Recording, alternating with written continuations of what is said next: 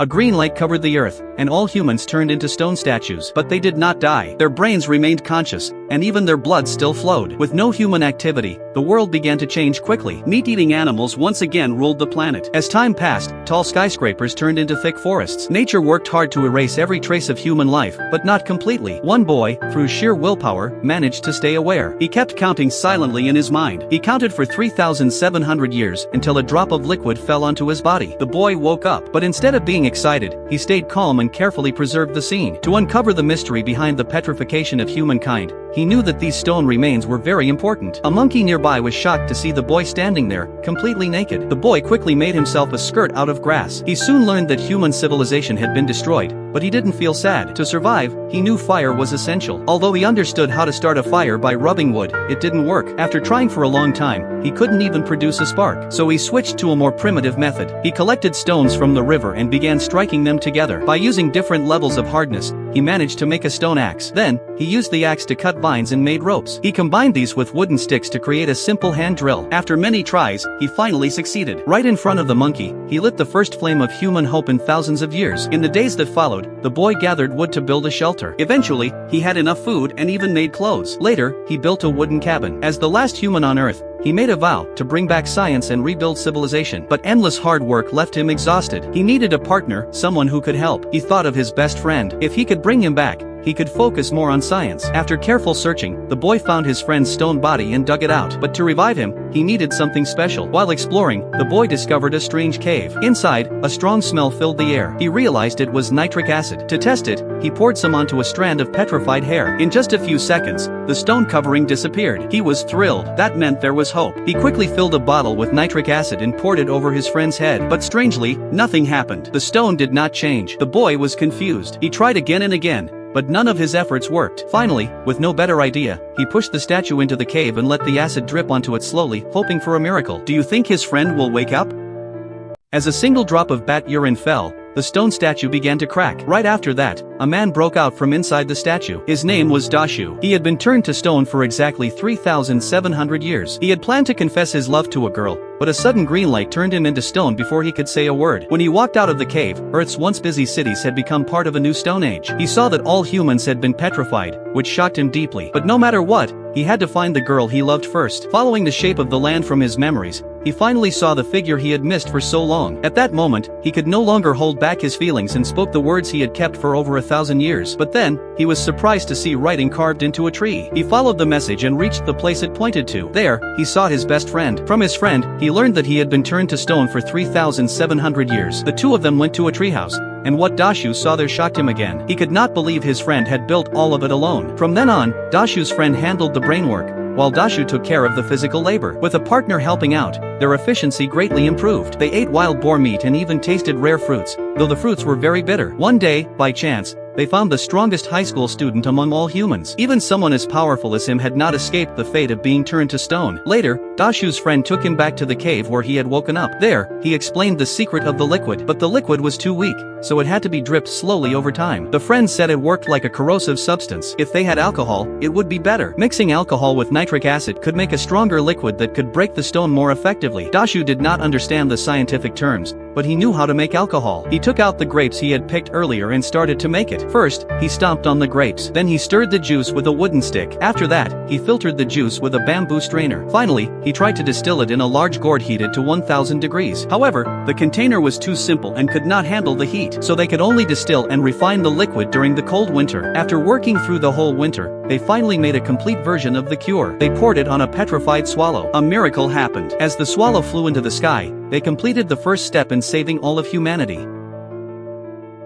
Who could have imagined that this naked boy had killed a lion with his bare hands? Not long ago, Senku had finally created a potion that could undo petrification. Taiju, unable to hold back his excitement, wanted to revive the girl right away, so the two of them went to where her stone statue stood. But Taiju suddenly realized that once the girl came back to life, she would have no clothes. So, he lifted her stone figure onto his back, planning to take her home first. Just then, disaster struck. A lion appeared behind them. With the predator drawing closer, they decided to take a gamble. They went to the stone statue of Tsukasa, the strongest high school student in the world. Their only hope of survival was to revive him. By that time, a whole pride of lions had surrounded them, roaring fiercely. At the most dangerous moment, Tsukasa broke free from the stone shell and charged at the lion. With a single punch, he sent it flying. The rest of the pride, terrified by his overwhelming strength, tucked their tails between their legs and fled. Taiju was thrilled to meet someone so powerful, but Senku was worried. If Tsukasa had bad intentions, they would all be in danger. Hearing this, Taiju also became uneasy. But when Tsukasa made no move to harm them, they finally relaxed. Soon, they returned to the wooden hut. With Tsukasa on their side, the food problem was solved. Whether it ran on land, swam in water, or flew in the sky, Tsukasa could hunt it down. He was practically a living hunting machine. After they had eaten their fill,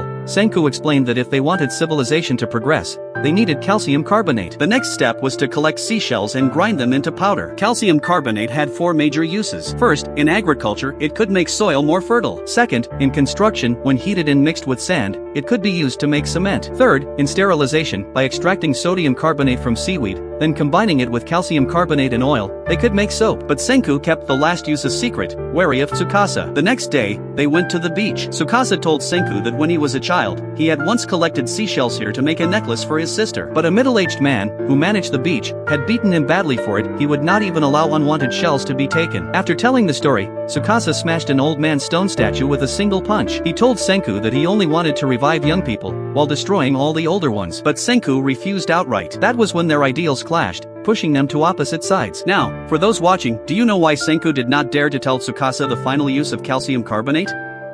The friend wanted to bring back his crush, who had slept for 3,700 years. He poured a bottle of extremely foul-smelling urine directly on her head. As the liquid slid down, the stone statue began to crack. The girl, who had slept for 3,700 years, finally woke up. They recognized each other at last. But at that moment, the boy interrupted them. He said there were 2 choices: run away quickly, or stay and fight the long-haired man. Earlier, the boy and the long-haired man had disagreed. The long-haired man wanted to remove all adults and only revive pure young people. The boy wanted to fully develop science and save all of humanity. To revive the young people, the long-haired man had to get the revival formula. When the 2 of them were stuck in a standoff, the friend blurted out the formula. The boy had planned to keep the formula as his last card, but now the foolish friend had revealed it. With no other choice, the boy had to demonstrate the revival method right in front of the long-haired man. They came to the girl and prepared to use her for the example. At the key moment, the boy pretended that the revival liquid had run out. He told Taiju to hurry to the cave to collect more, but the cunning long-haired man said he would go instead. Once the long-haired man was gone, the boy began making the potion. The long-haired man was extreme and would use any means to reach his goal. Even on the way to the cave, he destroyed many adult statues. But he did not know that the boy had hidden the true revival formula from him. After reviving the girl, the 3 of them discussed whether to stay and fight the long-haired man or leave. While they were talking, the long-haired man appeared and argued with them. Seeing him getting closer, the friend stood in front to protect them. But when he saw the destroyed statues, he became furious and charged at the long-haired man. The boy was terrified. That man could kill a lion with his bare hands. The boy took out his hidden crossbow, but the long-haired man caught the arrow and kicked the friend. The friend blocked the attack,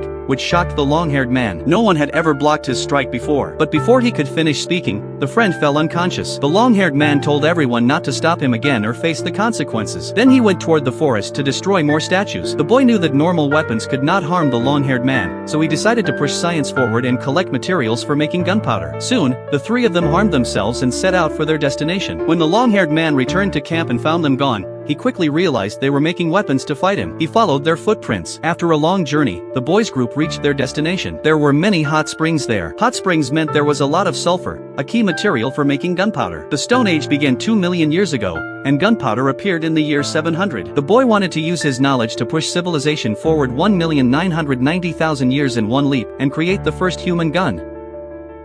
In the primitive age, how was gunpowder made? It required 3 ingredients. The first was sulfur, which could be found everywhere near volcanoes. The second was charcoal, which was also easy to obtain. The third was potassium nitrate, which had to be collected from the family's toilet. After that, the 3 ingredients were mixed together, stirred well, and some sugar was added to make it even more powerful. Finally, the mixture was shaped by pounding it with wood. However, their foolish friend brought a stone instead and slammed it down with all his strength. The 3 of them realized something was wrong and immediately ran outside. A violent explosion followed, sending thick smoke rolling into the air. But at that moment, smoke also began drifting up slowly from the distant jungle, as if answering them. This puzzled the boy, because it came from the opposite direction, so it could not have been the enemy. Could there be other revived people in the world? For this reason, the boy decided to make the fire burn even brighter, hoping to establish contact with them. Unfortunately, the strong smoke drew the enemy's attention, and he rushed toward the boy and his friends at top speed. As expected, while the friend was away, the enemy came straight to their camp and took the girl hostage. At that moment, there was no one who could stand against him. Helpless, the boy pretended to give up the girl. But the enemy was not foolish. He did not fall for the trick and instead cut off a strand of the girl's hair with one slash. He demanded that the boy hand over the formula for the revival fluid, or he would kill the girl. With no choice left, the boy told him the formula in full detail. But after hearing the answer, the enemy decided to kill the boy to eliminate future trouble, knowing that his existence would inevitably advance science and threaten the enemy's kingdom. The enemy gave the boy a choice: abandon science or face death. But the boy told him that science was the future, and the future was science. He would rather die than give it up. Before his death, the boy asked the enemy to make it quick, preferably with a single blow. The enemy gladly agreed, saying he would shatter the boy's neck so that he would lose consciousness instantly and feel no pain at all. At that moment, the friend returned, but it was too late. As he charged toward the boy, the enemy struck and broke the boy's neck with one blow. Seeing the boy's lifeless body, the friend burst into tears. Normally honest and mild-mannered, he now wore a terrifying expression. His powerful presence made even the enemy feel fear. He gently put the boy down, then lifted a massive boulder and hurled it toward the sky. Viewers, do you think the boy was truly dead?